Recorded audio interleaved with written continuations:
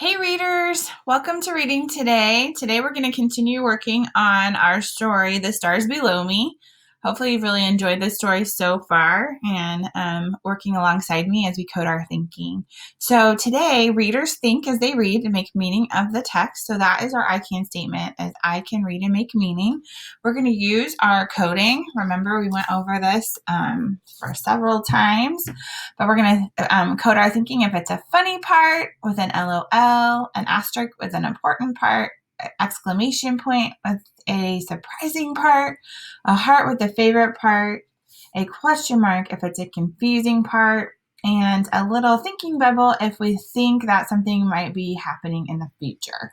All right, so we read our story of Mara, who lived on a farm her whole life, and now she is having to move to New York City with her family, and she is having some struggles. When we left each other, Mara had met a girl named Chloe, but really didn't get to say anything to her, did she? So we're going to read on to see what happens with the friendship and how things are going for her in the city. Here we go. I'm getting really squirrely from being cooped up inside, so I decide to go exploring. My parents make me promise not to leave the building, as though I had anywhere to go. I head downstairs to the place I've seen so far that reminds me a little bit of home. The walls of the lobby are paneled in wood, and there are plants in every corner. There's a fountain in the middle that actually has two small ducks in it. I plan to sit by it, close my eyes, and pretend to be on my favorite rock next to the brook that ran behind my old house.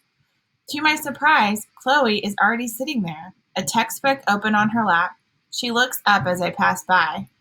Her eyes are red and her cheeks are blotchy, and I'm not sure what I'm supposed to do. Are you okay? I ask. She shakes her head. Okay, so I am going to put a question mark here because I'm a little confused why Chloe is upset. But I know from what the author told me with her eyes being red and her cheeks being blotchy that something is wrong. Is anyone else thinking the same thing I am?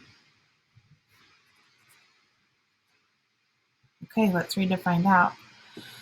Are you okay? I ask. She shakes her head. I have a math test tomorrow and I've been studying all day and I know I'm going to fail. I can help, I say softly. Her face brightens. Really? I nod and I feel my cheeks burn again. I'm pretty good at math. Can you come up to my apartment after dinner? She asks. Okay. After dinner, I take the elevator to Chloe's apartment. I show her easy ways to remember formulas and she catches on fast. We take a break. Hold on, I gotta find where we are. For hot chocolate, which I admit does taste good in the city. I've even laughed a few times. I'm glad I found her by the fountain. I keep catching Chloe glancing at the clock, though. Should I probably go, I say? No, no, she says. In fact, I have a surprise for you. Come on. She leads me into the living room.